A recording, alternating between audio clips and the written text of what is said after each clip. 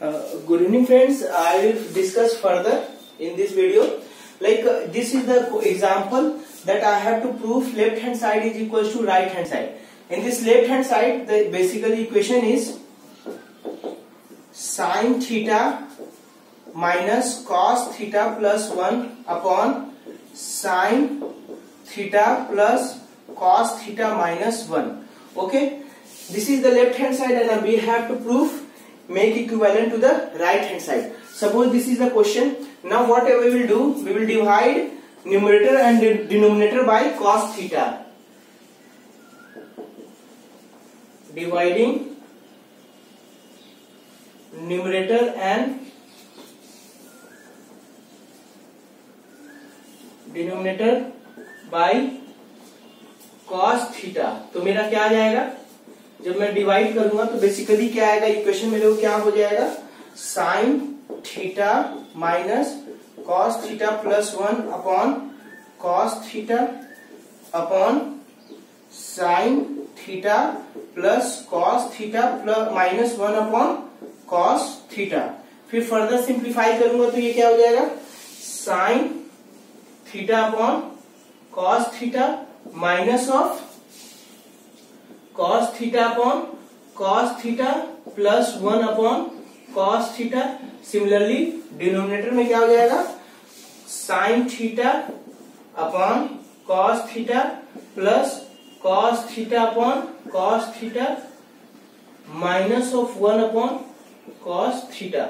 तो ये अगर सिंप्लीफाई करूं तो ये बेसिकली क्या हो जाएगा, ये टर्म क्या होता है मेरा, ये टर्म आपका क्या होता है, tan थीटा. ओके, तो ये मैं लिख सकता हूं क्या, tan theta minus of 1 plus sec theta upon tan theta plus 1 minus of sec theta. तो ये क्या हो जाएगा बताओ, ये कुछ ऐसा टर्म आया सिंप्लीफाई करके.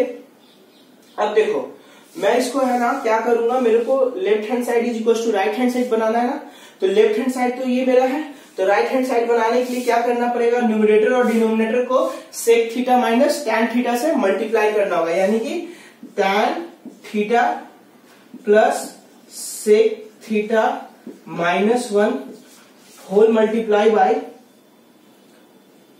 सेक theta minus tan theta upon, ये फर्दर सिंप्लीफाई क्या करूंगा, tan theta plus minus sec theta plus 1 into tan theta minus sec theta minus tan theta. Okay, अब देखो ये कुछ टर्म ऐसा हो गया क्या, तो ये मेरा टर्म हो गया क्या, सेक.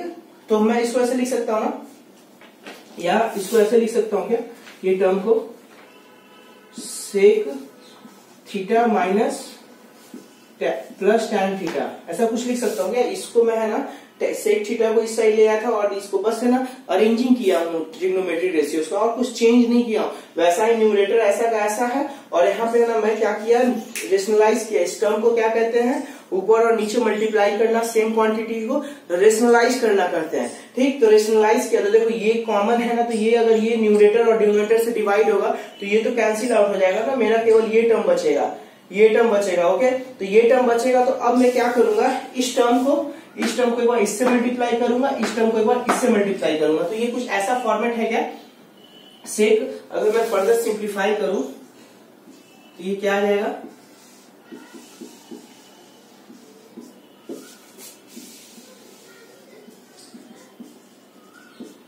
माइनस ऑफ 1 के साथ मल्टीप्लाई कर रहा हूं इसका, तो ये क्या हो जाएगा,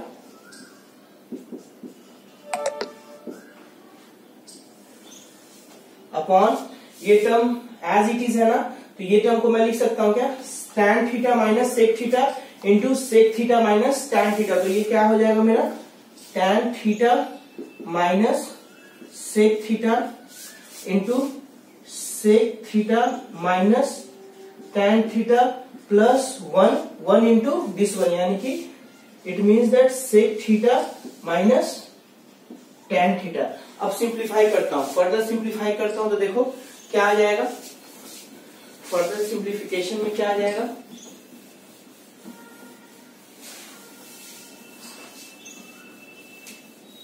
ये टर्म क्या आ जाएगा बताओ। यहाँ पे ना एज इट इज है, तो ये क्या होगा, A plus B A minus B. तो इसको मैं क्या लिख सकता हूं, sec square theta minus tan square theta, फिर minus sec theta minus of tan theta upon, ये क्या टर्म आ जाएगा बताओ, ये क्या हो गया बेसिकली, अगर एक माइनस बाहर ले लूं तो ये क्या आ जाएगा, tan theta minus sec theta का whole square plus sec theta minus tan theta. Okay, और फिर फर्दर सिंप्लीफाई करूंगा तो ये टर्म देखो क्या होता है, ट्रिग्नोमेट्री आइडेंटिटीज क्या होता है अपना क्या होता है, 1 plus tan square theta equal to sec square theta. अगर मैं tan स्क्वायर थीटा को लेफ्ट हैंड साइड में लेके गया तो ये क्या हो जाएगा, 1 is equal to sec square theta minus tan square theta. तो ऊपर वाला टर्म क्या हो गया, 1 हो गया ना, 1 minus sec theta plus tan theta, minus को ना इसके साथ एक बार मल्टीप्लाई किया, एक बार इसके साथ किया इस टर्म के साथ, तो tan थीटा आ गया ना। और सिमिलरली ये क्या हो जाएगा, a माइनस बी, तो ये क्या हो जाएगा, a का square plus sec square theta minus 2 tan theta into sec theta plus sec theta minus tan theta. Okay, और फिर फर्दर सिंप्लीफाई करूंगा तो ये क्या आ जाएगा बताओ। तो अगर मैं इसको यहाँ पे देखूं तो यहाँ पे क्या है, बेसिकली क्या लिखा हुआ है यहाँ पे, अगर मैं कुछ इस टर्म को लिखूं, tan स्क्वायर थीटा को मैं लिख सकता हूँ क्या, ए का स्क्वायर माइनस बी का स्क्वायर, सही। Okay, fine fine. तो देखो अब है ना, ये टर्म यहाँ पे, ये टर्म जब क्रिएट हुआ, इस टर्म को मैं ऐसे भी लिख सकता हूँ, या इस टर्म को मैं सिंप्लीफाई ना करके, अगर मेरा है ना सिंप्लीफिकेशन ना करके, ये टर्म कुछ ऐसा ही था ना, ये टर्म को अगर है ना न्यूमरेटर को कुछ डिनोमिनेटर को एज इट इज मैं छोड़ सकता हूँ ना। तो यहाँ पे अगर मैं डिनोमिनेटर को इसके साथ ना मल्टीप्लाई करके, देखो अगर मैं फर्दर सिंप्लीफाई ना करके एज इट इज मैं टर्म में अगर छोड़ूंगा, जो कि रेशनलाइज करने के बाद आया था, टर्म, क्योंकि मल्टीप्लाई करने से मेरे को कुछ कॉमन मिल नहीं रहा है, लेकिन अगर मैं रेशनलाइज एज इट इज छोड़ूंगा तो ये क्या हो गया था बेसिकली, ये आपका टर्म क्या था यहाँ पे, ये था tan theta minus sec theta plus 1, और होल कॉमन क्या था मेरा, sec theta minus tan theta, ऐसा कुछ टर्म था ना मेरे पास। तो अब बताओ ये टर्म, और फिर सिंपली अगर मैं लिखूं tan theta minus sec theta plus 1 into sec theta minus tan theta, मैं क्या किया बेसिकली, आप कंफ्यूज मत हो, ये जो टर्म में मल्टीप्लाई कर दिया था sec square sec theta minus tan theta को, एक बार है ना ये टर्म के साथ मल्टीप्लाई किया था और एक बार ये टर्म के साथ मल्टीप्लाई किया था, तो मेरा कुछ ऐसा आंसर आया था। लेकिन मल्टीप्लाई नहीं किया मैं, एज इट इज सिंप्लीफाई क्यों किया ना, न्यूमरेटर में जब मैं इसको सॉल्व किया इस इक्वेशन को, तो मेरा कुछ इक्वेशन ऐसा बना था। ठीक, अब बिल्कुल सिमिलरली न्यूमरेटर में जैसा टर्म है डिनोमिनेटर में भी वैसा टर्म आ रहा है, तो एक बोनस पॉइंट मेरे को हो गया ना। तो मैं इस टर्म को मल्टीप्लाई नहीं करूंगा इसके और इसके साथ, एज इट इज छोड़ दूंगा। तो ये क्या हो गया बेसिकली, जब एक बार इसके साथ मल्टीप्लाई हुआ था, एक बार इसके साथ हुआ था, तो कुछ ऐसा टर्म आया था, जो कि मेरे को ये स्टेप नहीं करने का, ये स्टेप नहीं करेंगे। डायरेक्ट मैं क्या करूंगा, न्यूमरेटर को सिंप्लीफाई किया, डिनोमिनेटर को एज इट इज छोड़ दिया। तो सिंप्लीफाई किया तो ये कुछ टर्म आया न्यूमरेटर में, और डिनोमिनेटर में ये टर्म इंटू ये टर्म आया। तो देखो, तो ये टर्म कुछ कॉमन लग रहा है क्या, अगर मैं इसको फर्दर सिंप्लीफाई करूं, इसको मैं क्या लिख सकता हूं, देखो tan को इस साइड लेके आओ क्या, तो ये क्या होगा, tan theta minus sec theta plus 1 into bracket में क्या होगा, tan theta minus sec theta plus 1 into sec theta minus tan theta. तो ये देखो, ये टर्म कैंसिल हो गया ना, तो मेरे को आंसर क्या आ गया basically, 1 upon sec theta minus tan theta. तो देखो कुछ ऐसा ही आंसर आया क्या, यानी कि अगर मैं देखूं, it means that if I have taking the left hand side में लिया था, और इसको जब फर्दर सिंप्लीफाई किया, पहला स्टेप क्या था कि कॉस थीटा के साथ न्यूमरेटर और डिनोमिनेटर को मैं सॉल्व किया, फिर इसको है ना टैन के टर्म में लाया, टैन के टर्म में लाके फिर रेशनलाइज किया कौन से टर्म में, sec theta minus tan theta के टर्म में। तो कुछ रेशनलाइज करके न्यूमरेटर सिंप्लीफाई हो गई, ये कुछ आया और डिनोमिनेटर कुछ ऐसा ही रहा, बिल्कुल सेम एज इट इज रहा। तो फिर देखो न्यूमरेटर को फिर सॉल्व किया, फिर ट्रिग्नोमेट्री आइडेंटिटीज लगाया, तो ये जो टर्म था मेरा सिंप्लीफाई होके कुछ ऐसा बन गया। ओके, और जो डिनोमिनेटर का जो पार्ट था एज इट इज रहा, डिनोमिनेटर का पार्ट है क्या है, एज इट इज रहा। तो जब डिनोमिनेटर का पार्ट एज इट इज रहा तो ये तो कुछ देखो न्यूमरेटर और डिनोमिनेटर में ये कॉमन आ रहा है ना, ये टर्म दोनों कॉमन है, तो ये कैंसिल आउट हो गया ना। जैसे ये कैंसिल आउट हुआ तो ये कौन सा टर्म बचा, केवल ये टर्म बचा, यानी कि left hand side is equal to right hand side हम प्रूव कर दिए। ओके, देखो before going to your exercise 8.4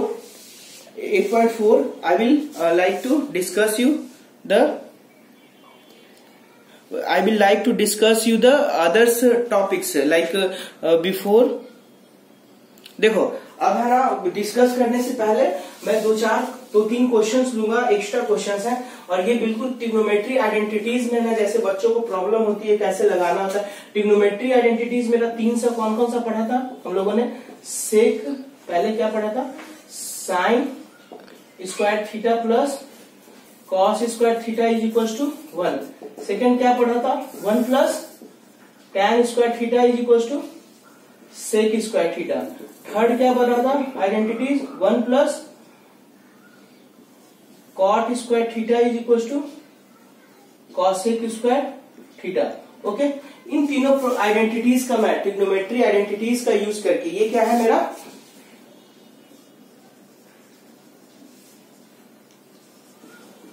trigonometry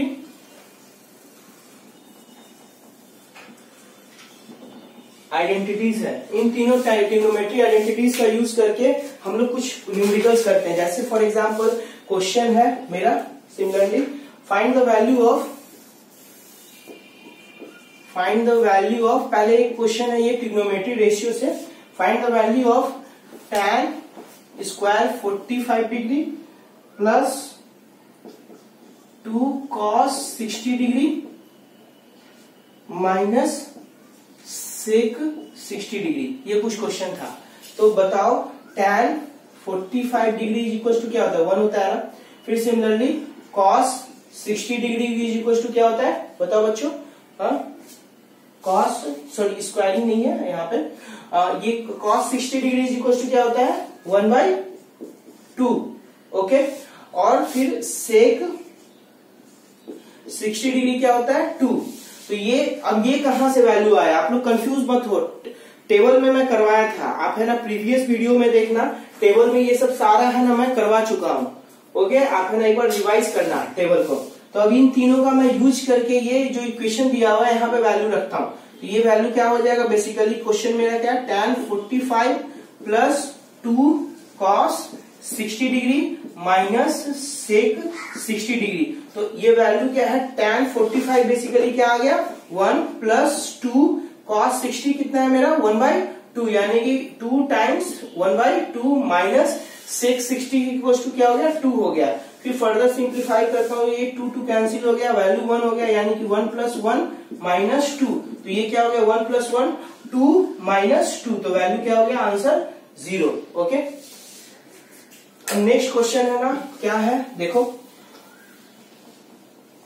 find the value of, देखो क्वेश्चन क्या है, find the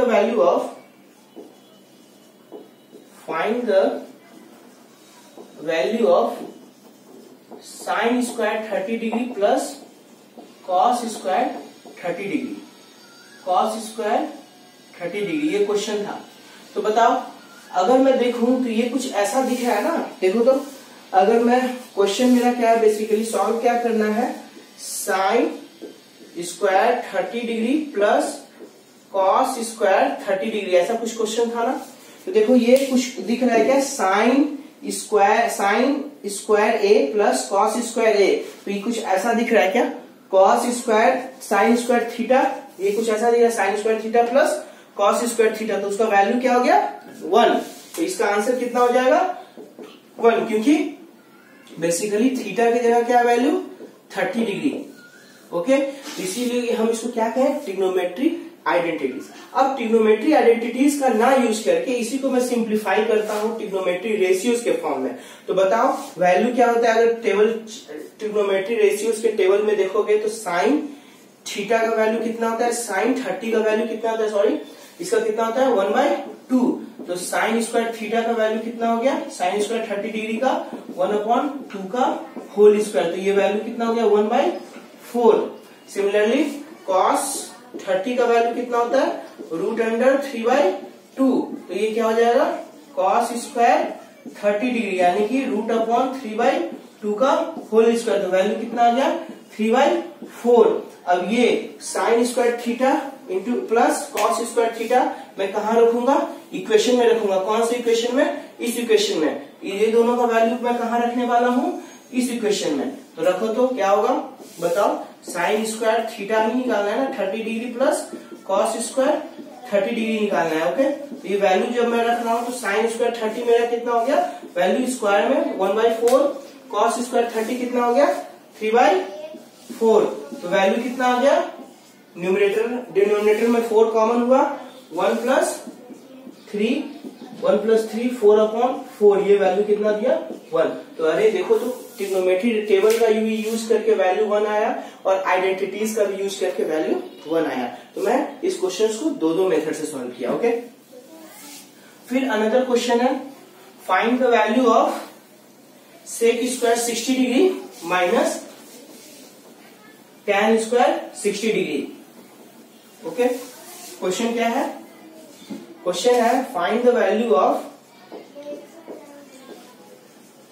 value of sec square 60 degree minus tan square 60 degree. अब बताओ ये वैल्यू कैसे करोगे, देखो सिंपली अगर है ना मैं ट्रिग्नोमेट्री आइडेंटिटीज का यूज करूं, सेकंड वाला तो कुछ दिख रहा है क्या, सेकंड वाला ट्रिग्नोमेट्री आइडेंटिटीज क्या है बताओ, 1 + tan स्क्वायर थीटा को क्या लिखे हो, सेक स्क्वायर थीटा। तो बेसिकली यहां से अगर मैं सॉल्व करूं इसको लेफ्ट हैंड साइड को, tan square theta trigonometry ratios of tan को मैं राइट हैंड साइड में लेके जाऊं तो ये वैल्यू क्या हो जाएगा, sec square theta minus tan square theta. तो ये वैल्यू कितना दे दिया 1, कितना दिया 1। तो यही वैल्यू पूछ रहा है ना, और यहाँ पे क्वेश्चन में मेरा क्या है, sec square 60 degree plus minus tan square 60 degree. तो बेसिकली थीटा की जगह वैल्यू कितना है 60 डिग्री, बेसिकली थीटा की जगह वैल्यू कितना है 60 डिग्री, यानी कि ये एज इट इज वैल्यू है ना, तो ये ट्रिग्नोमेट्री आइडेंटिटीज की तरह काम कर रहा है ना। इसका वैल्यू कितना जाएगा, इसका वैल्यू कितना जाएगा 1। ओके, समझ में आ रही है बात, ठीक। अब नेक्स्ट आपका है ना एक्सरसाइज एग्जांपल्स लेता हूं, मैं सॉल्व करने वाला हूं एक्सरसाइज 8.4।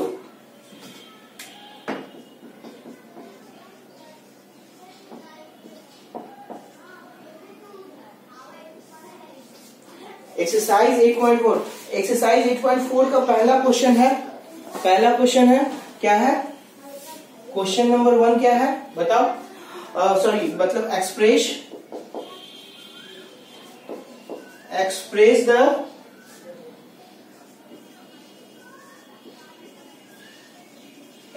द ट्रिग्नोमेट्री रेशियोज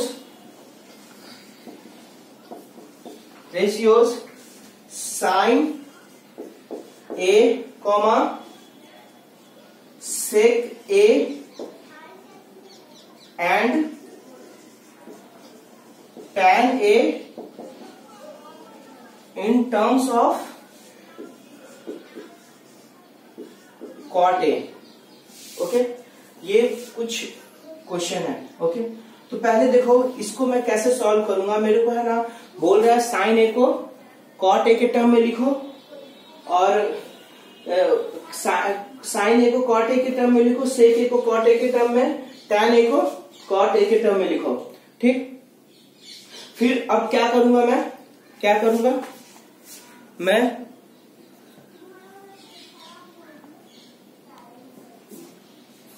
देखो कॉट ए, अब देखो यहां पे मैं लिख सकता हूं क्या, sine A is equal to क्या होता है, अगर मैं फॉर्मूला यूज करूं ट्रिग्नोमेट्री आइडेंटिटीज का, तो क्या हो जाएगा sine A is equal to, first वाला आइडेंटिटीज यूज कर रहा हूं, तो ये क्या होगा sine square theta plus cos square theta is equal to 1।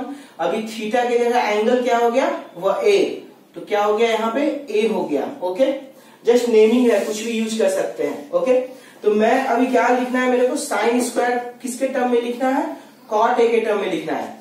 तो बेसिकली क्या हो जाएगा यहाँ से, sine square A is equal to 1 minus cos square A. ठीक, अब है ना, ऐसे भी कर सकते हैं, लेकिन और इससे ना इजी मेथड अगर बताऊं मैं तो उसको कैसे लिख सकते हैं, देखो बात समझना। ट्रिग्नोमेट्री आइडेंटिटीज थर्ड का यूज मैं करता हूं, थर्ड का यूज करूंगा तो थर्ड में मेरा पॉइंट क्या है, 1 plus cot square theta is equal to cosec square theta. तो जानते हो क्या, साइन ए किसका रेसिप्रोकल होता है, कॉसेक ए का होता है ना, कॉसेक ए, तो कॉसेक ए होता है ना, तो cosec A is equal to क्या हो गया, बेसिकली यहां से अगर देखो 1 plus cot square A is equal to cosec square A, और यहां से मैं रिप्लेस करूं, यहां से मैं क्या लिख सकता हूं, cosec square A is equal to 1 plus cot square A. Okay, अब देखो यहां से सिंप्लीफाई करूं तो ये क्या हो जाएगा, cosec A is equal to root under 1 plus cot square A. अब इस कॉसेक स्क्वायर को रिप्लेस करो तो क्या हो जाएगा, बेसिकली इक्वेशन क्या बन जाएगा, इक्वेशन अगर इसको 1 कर देता हूं और कॉसेक को रिप्लेस करता हूं इस टर्म से, तो ये क्या हो जाएगा, sine A is equal to 1 upon root under 1 plus cot square A. तो देखो साइन ए को मैं कॉट ए के फॉर्म में लिख दिया। क्या आप फर्स्ट वाला भी आइडेंटिटी यूज करके कर सकते हो, लेकिन वो क्वाइट लेंथी प्रोसीजर होगा। ओके, अब सेकेंड आपका क्या है, साइन ए तो हो गया, अब आपको सेक ए को लिखना है कॉट ए के टर्म में। ओके, सेक ए को लिखना है कॉट ए के टर्म में, तो आप क्या करोगे, यहां बेसिकली देखो मेरे को सेक ए को लिखना है कॉट ए के टर्म में। ओके, तो मैं लिख सकता हूं क्या, sec A is equal to cot A के टर्म में लिखना है ना, तो देखो आइडेंटिटीज यूज करता हूं क्या, सेकेंड वाला, तो वो क्या है 1 plus tan square theta is equal to sec square A. Okay, यहां से मैं फर्दर सिंप्लीफाई करूं, और आप जानते हो क्या, tan किसका रेसिप्रोकल होता है, कॉट का। क्या, तो मैं tan को लिख सकता हूं क्या, tan a is equal to 1 upon cot a। तो यहां से क्या हो जाएगा मेरा, basically sec square a is equal to root under 1 plus tan square a। ओके, sec A is equal to root under 1 plus tan square A. तो ये सेक ए को मेरे को किसके टर्म में लिखना है, कॉट के टर्म में ना, तो मैं tan को रिप्लेस करूंगा